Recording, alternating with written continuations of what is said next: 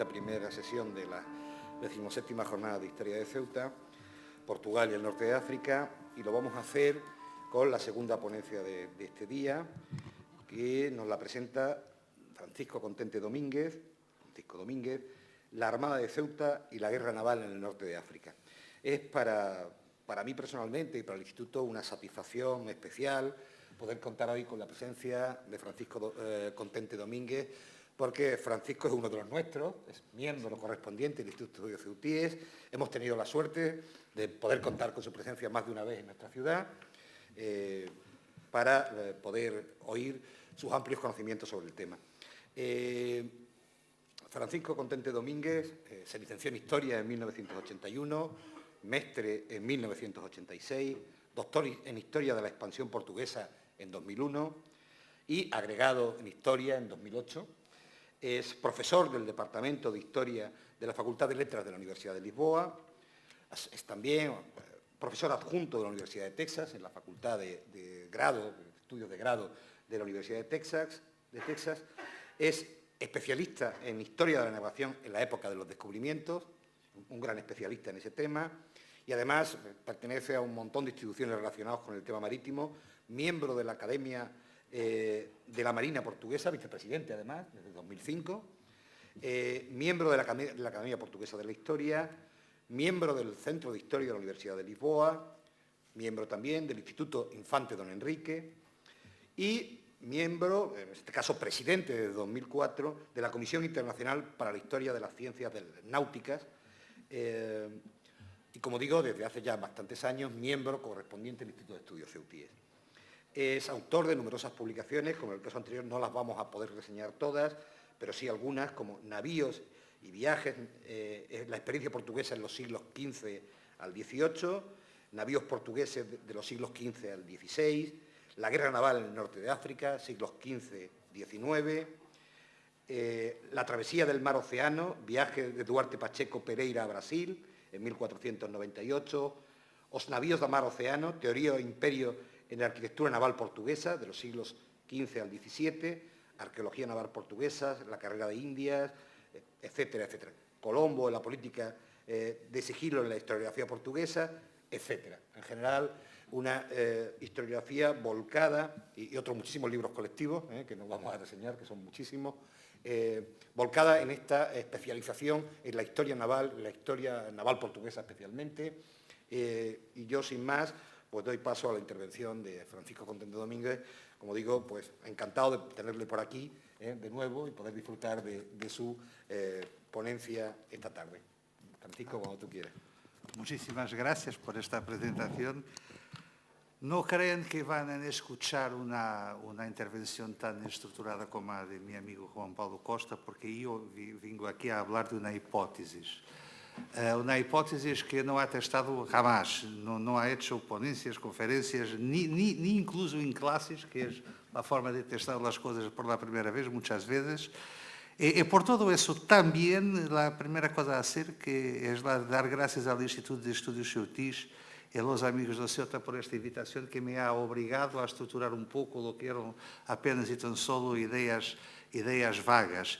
Es un enorme placer y un honor de estar aquí en Ceuta, no tanto, y creo que es verdad, por la relación emocional que todos nosotros portugueses tenemos que tener con esta ciudad, más porque hay aquí en este lugar una integración de la historia, de la arqueología en el cotidiano, en la vivencia de la gente que no conozco igual casi en ninguna otra ciudad. Y esto tiene, claro, mucho a ver con el trabajo del Instituto de Estudios Ceutíes, a que tengo la honra de pertenecer. Y por eso, como digo, estoy muy grato por esta invitación y con él quiero prestar mi sincero homenaje a esta excelente labor.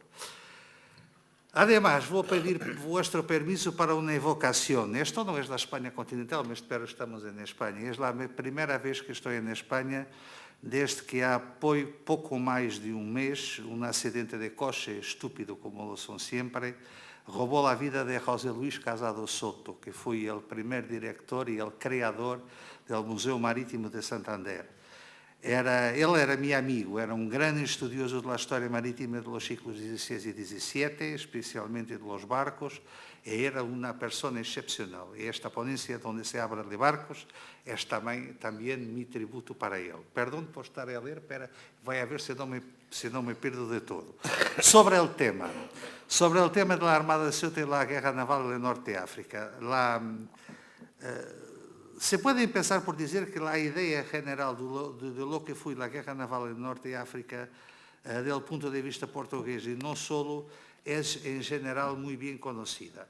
E podemos dividirlo em dois aspectos muito diferentes quanto ao respecto a los recursos, tanto humanos como materiales, assim como os resultados, efectos e consequências. Em primeiro lugar, há que mencionar o quadro de guerra persistente, a guerra que os militares chamam de baixa intensidade, que é o resultado de ações navales contínuas tan característico de todo o que sucede alrededor do Mediterráneo. Hablamos de los viajes preparados por la piratería practicadas por todas las poblaciones del Mediterráneo, al sur y al norte, como medio de obtención más o menos legítima de riqueza, cuyos resultados negativos se hacen sentir principalmente sobre las poblaciones costeras y la navegación comercial de ambos los lados una otra vez. Una navegación de corso y de piratería que también es el resultado de oportunidades circunstanciales en un momento en que el derecho marítimo internacional es prácticamente inexistente. Podemos citar una ocurrencia, un ejemplo que es particularmente interesante para el caso portugués, que es el de Bartolomeu Dias, el hombre que ha pasado el Cabo de Buena Esperanza en 1487 y conectó el Atlántico con el Índico por la mar, porque uns anos antes, quando hacía um transporte comercial de Lisboa à Itália, encontrou um barco que atacou, simplesmente porque a ocasião era propícia, não havia nada que hacer contra aquele barco, pero lo atacou e lo apresou porque lo podia hacer. E nada é extraordinário, é uma situação que era parte da vida cotidiana da navegação mediterrânea e lá conhecemos y nos llamó la atención solo y apenas porque Díaz capturó un esclavo que había pertenecido al rey Juan II de Portugal, a quien lo ha devuelto en el regreso a Lisboa. Quiere decir que si no habría esta circunstancia, ni siquiera se sabía que un simple transporte de sardinas, en el caso, que iba de Portugal a Italia, había hecho un acto de piratería solo porque tuvo la ocasión. Y esto es el cotidiano de una guerra continua y latente, cuyos los casos se multiplican indefinidamente. Tenemos un amplio repertorio de esa situación en un libro que publicamos en 2003, que se llama La Guerra Naval del Norte de África, y hay centenas de pequeñas ocurrencias. Creo que el índice no se lee bien, el PDF no ha salido muy bien, perdón. Pero la idea es que es un conjunto de 8 estudios, bien, 7 sobre la guerra naval, 1 sobre la náutica alrededor del estrecho, es un estudio de náutica y meteorología náutica hecho por un oficial de marina que estudia las condiciones de navegación en esta región.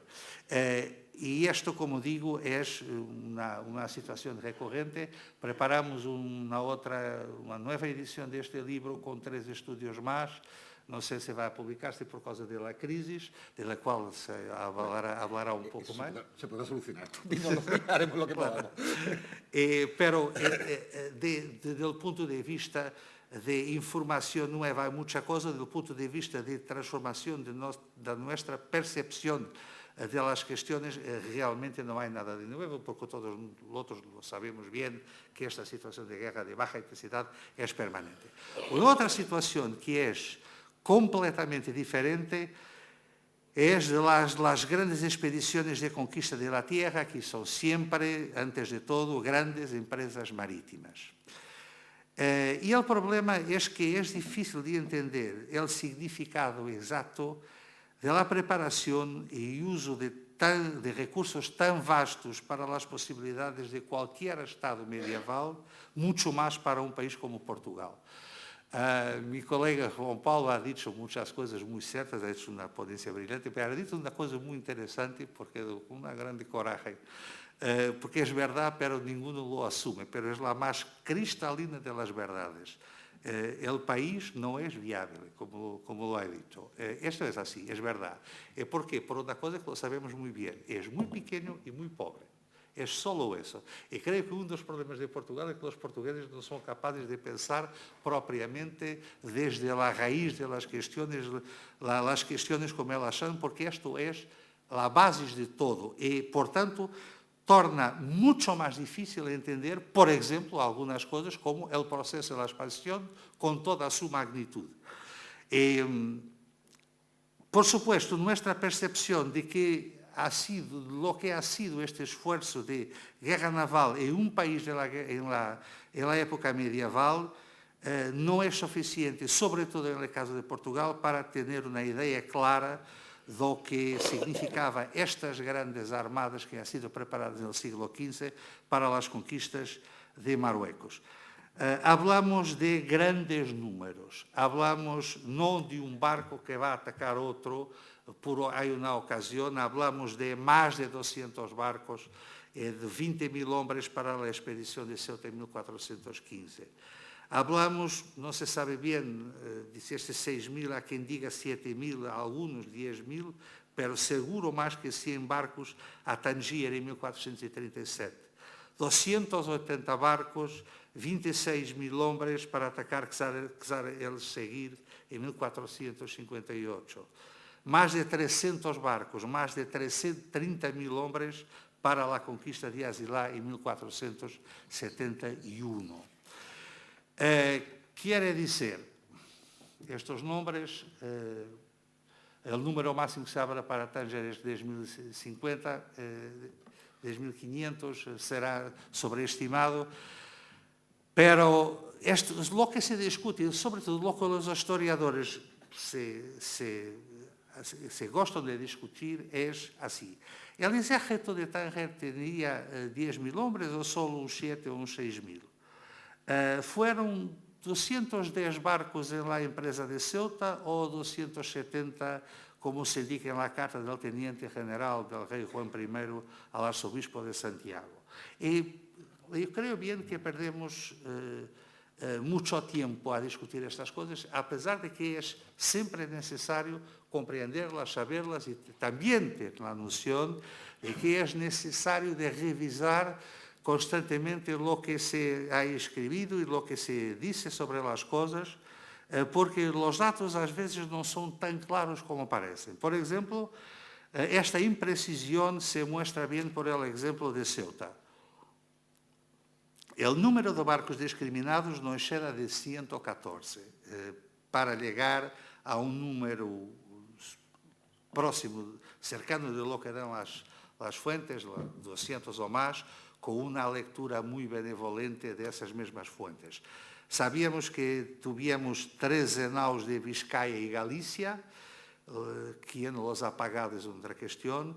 22 barcos alemanes y flamencos, algunos grandes, 14 de Bretaña, 13 del rey de Portugal, esto es una lista, 12 galeras de Portugal, de las cuales 9 grandes, 26 galeras y naus que venían de la ciudad de Oporto, 2 que venían de Faro, 8 de comerciantes portugueses que estaban en Inglaterra al tiempo, 4 naus del inglés, un inglés que se llama en las fuentes portuguesas Mondo, quiere decir unos 114 barcos discriminados, de los que sabemos dónde vienen y cómo vienen, pero el rey de Portugal esperaba todavía la ayuda de su yerno, el conde de Arundel, nada más de 100 barcos de vela y sus tripulaciones. Esto es lo que está escrito, pero creo que es un dado muchísimo sospechoso, que nunca se discute verdaderamente. Y esto que quiere decir que con los 100 barcos del conde de Arundel teníamos la flota de los 200 o 210 buques o incluso más. Esto se debe a Beatriz, la hija natural del rey, que se murió en Bordeaux, en Francia, en 1447, que era hermana de Alfonso, duque de Bragança, que se casó con Thomas Fitzalan, el conde de Arundel, 12º conde de Arundel, el 26 de noviembre de 1405, en Londres, con la presencia del rey Enrique IV de Inglaterra. Este matrimonio está perfectamente marcado en las relaciones entre Portugal e Inglaterra. La alianza de 1373, que se comprende también muy bien dentro de este contexto de tensión permanente entre Portugal y Castilla, de lo cual ha hablado Juan Paulo, y que tiene una retaguarda del lado portugués, que es la alianza con Inglaterra. Esta alianza de 1373 fue la base para la ayuda británica en la guerra de 1383-85 contra el rey de Castilla, y en 1386, como se sabe bien, el rey Juan I de Portugal firmó con el rey Ricardo II de Inglaterra el Tratado de Windsor, que es la base de las relaciones entre Portugal e Inglaterra en los siglos siguientes, un tratado que, aliás, sigue en vigor. Sobre todo favorable a Inglaterra, pero esa es una otra cuestión. El resultado más importante que resultó de este tratado ha sido el matrimonio de Juan I de Portugal con Filipa, hija de John of Gaunt, el duque de Lancaster. Son los padres del rey Eduardo I, los padres del príncipe Enrique el Navegante, uno de los mayores entusiastas de Ceuta, como sabemos bien, y el promotor de esas viajes de exploración de mar adentro en el Atlántico. Eso solo se sabe bien, toda la gente lo sabe. Pero hay un otro resultado que es muy menos citado de este tratado, que es, para no decir casi ignorado, que es el convenio marítimo anexo al tratado, que es firmado un año después, quer dizer, en el mismo año del matrimonio real. Y este convenio marítimo entre Portugal e Inglaterra es sobre la ayuda militar naval de Portugal a Inglaterra en la guerra de los 6 años, y explica la presencia regular de barcos portugueses en el canal como aliados de los británicos en la lucha contra los franceses. Porque una ocurrencia interesante es que se descubren barcos portugueses en el canal de la Mancha y se pregunta qué hace allí. ¿Qué están lá a hacer? Bueno, están lá porque están a ayudar a Inglaterra, que no tiene capacidad militar naval para enfrentar sola las tentativas permanentes de invasión que han sido preparadas desde los principios del siglo XV del lado francés.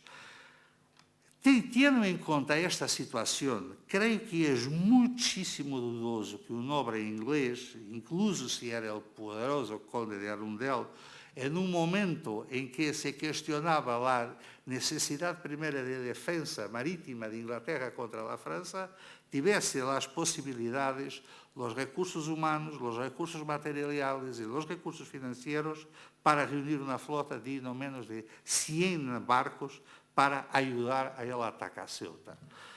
Esto quiere decir que el tema necesita de ser estudiado con más cuidado, lo que tengo no es más que una deuda y que está, también es verdad, reforzada con la idea de que ninguna fuente dice que efectivamente estos navíos llegaron los 100 a Portugal y se marcharon todos para Ceuta, donde que se puede pensar que esta flota inglesa no é mais que ficção.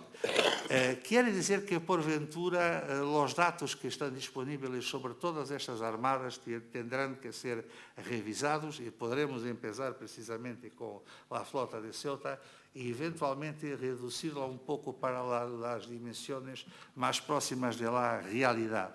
E este exemplo é só isso, é para dizer que temos sempre que revisitar e ler uma outra vez as fuentes com um olhar crítico. Pero esta não é a questão mais importante, porque, ao final de todo, a questão é qual é a importância de saber se han ido 20.000 portugueses, ou 19.000, ou 21.000 a atacar Ceuta, ou se ha sido 180 ou 210 navios. Ninguna. Não é, para nós outros historiadores é melhor lo saber exatamente, pero não há diferença essencial e substancial entre números, quando se vê que o resultado está definido e logo sabemos o que é. A pergunta essencial para mim é esta. Será que a Corona Portuguesa tinha recursos suficientes para a empresa de Ceuta? E se não tinha, qual foi o custo a pagar? E então decorre uma outra questão, que é a relação entre o custo e o benefício. A resposta é todo tem a ver com a organização ou as necessidades de organização e de financiação. Há duas citas que queria fazer, pero lo mejor é segui-las com o texto aqui no PowerPoint. Um autor recente dizia que a preparação de uma armada exige um trabalho de organização, um trabalho e uma necessidade de financiamento que soporte a preparação da armada, aparelhamento, aprovisionamento e pagamento do soldo. Os navios necessitam de ser preparados eles próprios, necessitam de ser aprovisionados porque a gente, não há que esquecerlo, come, são 20.000 homens a comer e são 20.000 homens com soldo a pagar. E isto quer dizer que quanto maior é a armada, maior é a necessidade de ter tempo para prepará-la e, sobretudo, a questão essencial, dinheiro.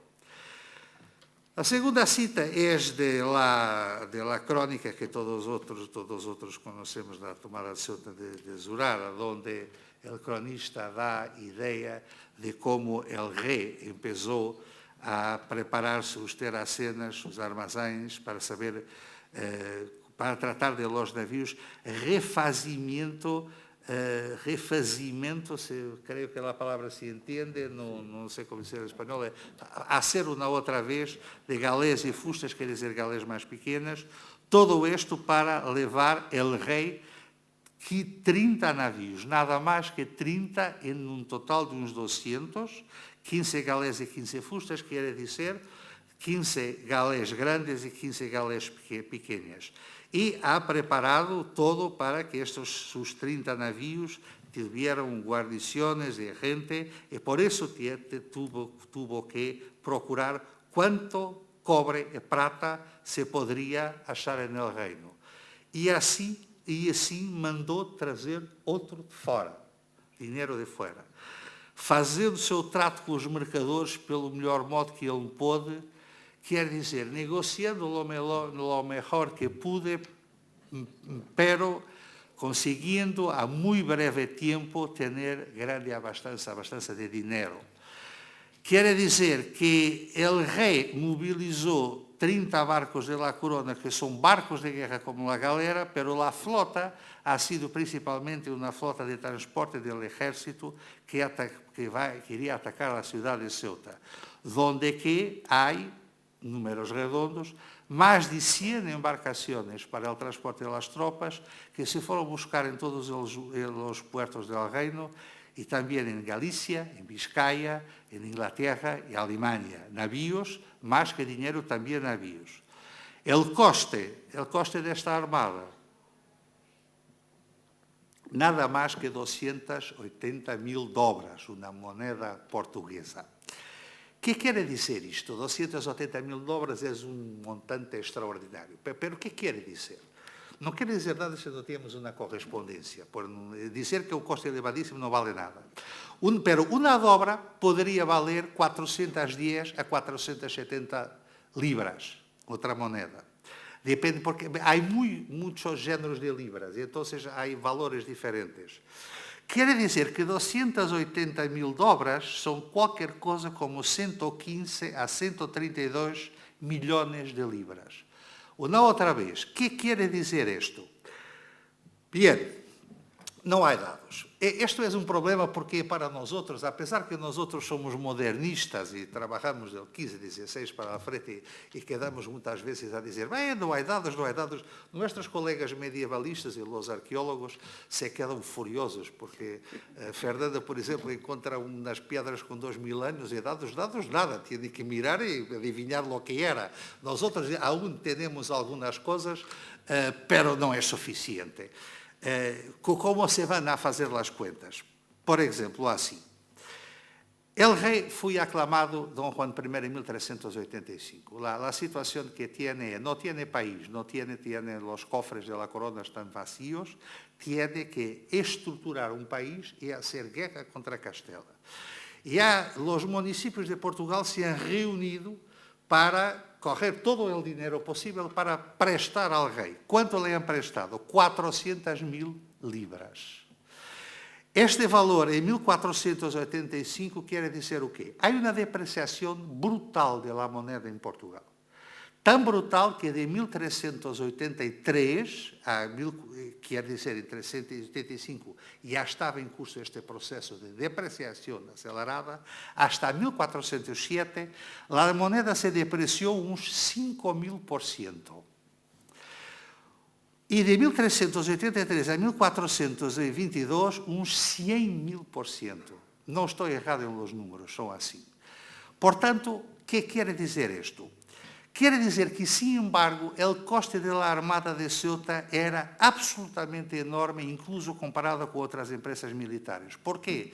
Se vamos a fazer uma conversão de los 400.000 libras que todos os municípios han emprestado para a estruturação da defesa do Reino de Portugal durante alguns anos, este valor era 20 milhões em 1407. Se vamos a fazer uma coisa, digamos assim, extemporânea, mas dizer de qualquer maneira, bom, pero isso talvez seria pouco. Vamos a multiplicarlo não por 50, pero por 200 para fazer uma aproximação mais clara ao valor da devaluação da moneda. Então, os 400.000 libras são 80 milhões. Bueno, pero Ceuta, lo disse eu, custou 115 a 132 milhões. Não é verdade, porque em 1418 a operação da ajuda a Ceuta ha custado a cifra de 80.000 dobras. Quer dizer, Ceuta em 4 anos custou um total de 360.000 dobras, quer dizer 170 milhões de libras, quer dizer provavelmente mais do dobro do préstamo de todos os municípios ao monarca para estruturar e defender o Reino de Portugal. E assim se tem uma ideia de que esta empresa ha tido um custo absolutamente astronómico. Pero as empresas de 1458 e 1471, teniendo en cuenta los medios implicados, son mayores y han tenido por fuerza de tener un coste mucho mayor. El problema es que el dinero entra en un momento, los países que han sido intervencionados recientemente lo saben bien, pero demora mucho tiempo a salir.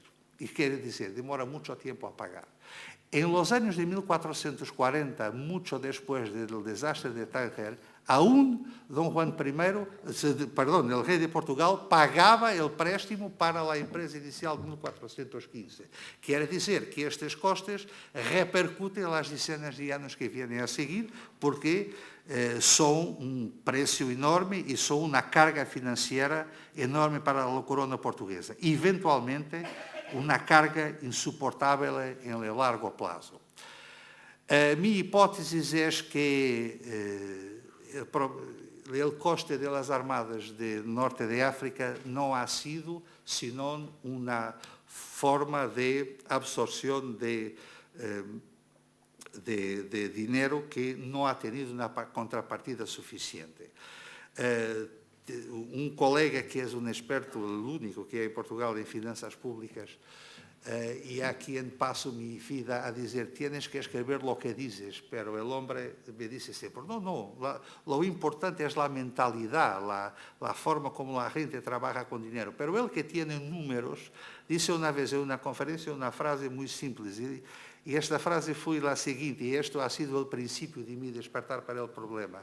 Él ha dicho esto: el Estado portugués está subfinanciado desde 1471. Quer dizer, a carência de efectivo en las finanças públicas portuguesas é um dado claro desde os finales del 15. E eu não estou a dizer isto para ser popular em Portugal e para dizer a mis conterrâneos, a crise de 6 anos, desde 2008, não se preocupem. A crise tem 600 anos e estamos ainda aqui. Não, a questão é compreender como isto é possível.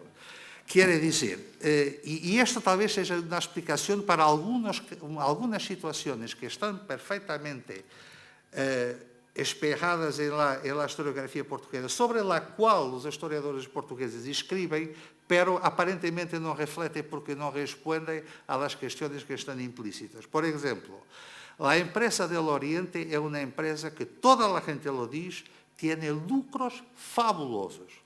La máquina más complexa y más cara del Renacimiento es el navío. Só hay una otra cosa parecida que son las máquinas de perfuración del suelo. Pero aquella que es más frecuente es el navío. El navío es muy caro. Y sabemos que en los primeros años del siglo XVI se paga una armada y con el retorno de las especiarías que vienen del Oriente con otros productos, la armada se paga 4 veces, incluso el coste de los navíos. Quiere decir que la segunda vez que un navío va al Oriente y retorna cargado de especiarías, los lucros son fabulosos. Toda la gente habla de los lucros fabulosos de la empresa oriental. Y habla también del coste de esa empresa. Quiere decir, todos sabemos que el dinero se va a perder con el tiempo. ¿Por qué? Por 2 razones. Una razón es el trend secular, quiere decir, el precio de la pimienta baja durante todo el siglo, los precios en general van subiendo hasta 1630.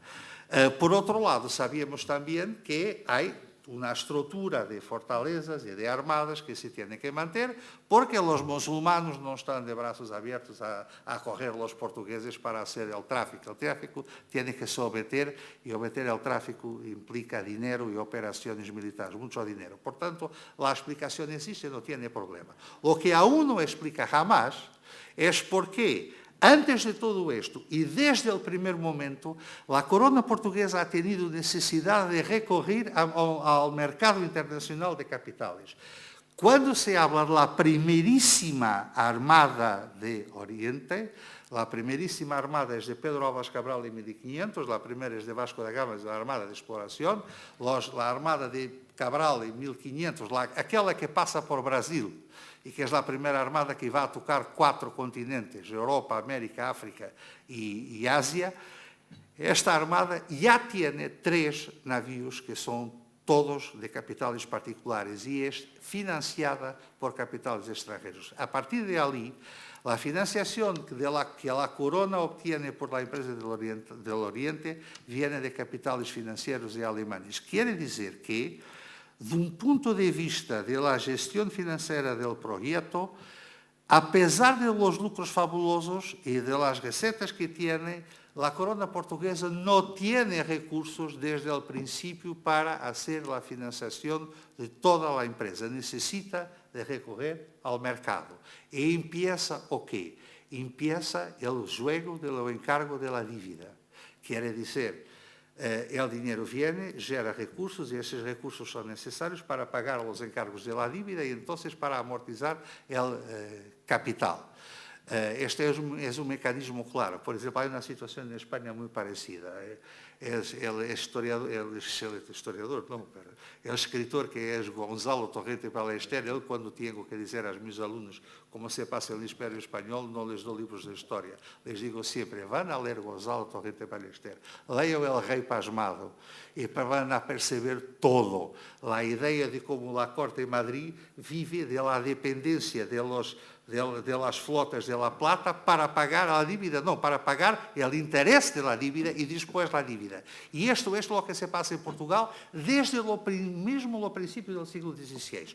Lo que quiere decir, por ventura, es que, habiendo también un otro detalle que es aparentemente ajeno a esta cuestión, que es un dato muy importante, pero en realidad no es ajeno, pero funciona como una prueba del carácter excepcional, en el sentido que no es normal, de las empresas marítimas portuguesas, es que en todo el momento los monarcas estaban presentes. Contrariamente a lo que se pasaba en otros locales, y contrariamente a lo que va a ser la experiencia de la expansión europea, los reyes portugueses están lá. Están Dom Juan I en Ceuta, Alfonso V en Alcázar del Seguir y en Arcila. En el comercio con el Oriente, los reyes portugueses son también y al mismo tiempo los primeros inversores y en simultáneo los reguladores de las normas con la institucionalización del monopolio real de la compra y venta de las especiarías y de otros productos. Quiere decir, regulan y son los inversores primeros, pero también regulan el propio mercado. Y esto es la diferencia fundamental para toda la experiencia marítima europea, porque si a pesar de todo algunos pueden hablar de un éxito comercial y naval, de un militar naval portugués en los siglos XV y XVI, es porque hay un compromiso de la corona, quiere decir, de otra manera, un compromiso del Estado que representa la proyección del poder del Estado en la mar. Esta situación no se pasa en ningún otro país y talvez sea la explicación por la cual este país pobre, este país de Finisterra, apesar que el Cabo Finisterra fica en Galicia, pero la Finisterra somos nosotros, el Cabo de la Roca. Pero este país de Finisterra, este país pobre, ha conseguido erigir un primeiro império, um império que ha sido definido como o primeiro império marítimo à escala planetária. Quer dizer, por quê? Porque o poder do Estado se proyecta em sua própria expansão marítima de uma maneira única.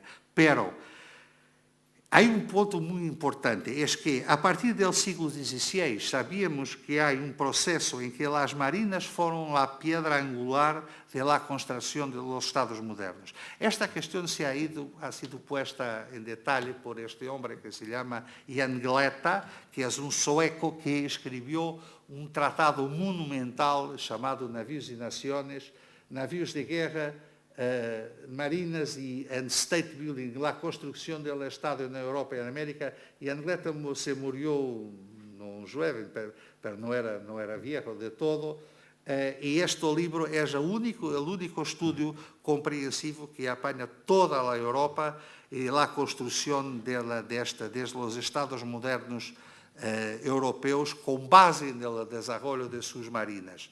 El problema es que la experiencia marítima del siglo XV, con respecto a las marinas y con respecto a la empresa del norte de África, no contribuyó a ese efecto, porque las marinas que se construyeron para estos estados modernos eran marinas oceánicas y de vela. Las marinas por el norte de África eran marinas de transporte solo, no marinas de navegación oceánica. Y así tenemos una situación que nos permite decir que la hipótesis es decir que el fracaso económico de la empresa del Norte de África no empezó en el siglo XVI. Todos saben que a partir de Juan III, a partir de 1521, el análisis de la situación ha sido: tenemos que salir del Norte de África, no hay dinero para mantener los sueldos de las guarniciones, no hay dinero para mantener las fortalezas, y entonces hasta un cierto momento van a ser abandonadas. Se quedaron Ceuta, Tanger y Mazagán, como todos lo saben mucho bien cómo se han perdido.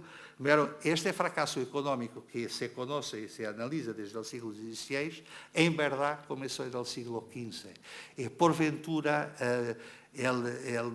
la situación económica del norte de África, así como la situación de dependencia del mercado de capitales y de dependencia del encargo de la deuda que ha permitido construir el imperio marítimo del Oriente, no el interés del comercio, pero la deuda que ha permitido construir este imperio marítimo del Oriente, son las razones que han levado a coroa portuguesa a essa dependência dos mercados internacionais de capital desde o princípio do momento do tráfico global, o que poderá querer dizer que o rendimento do comércio internacional acaba por ser muito mais baixo que o valor aritmético de las ventas de bienes transportadas y lo que se puede sugerir de estas ventas.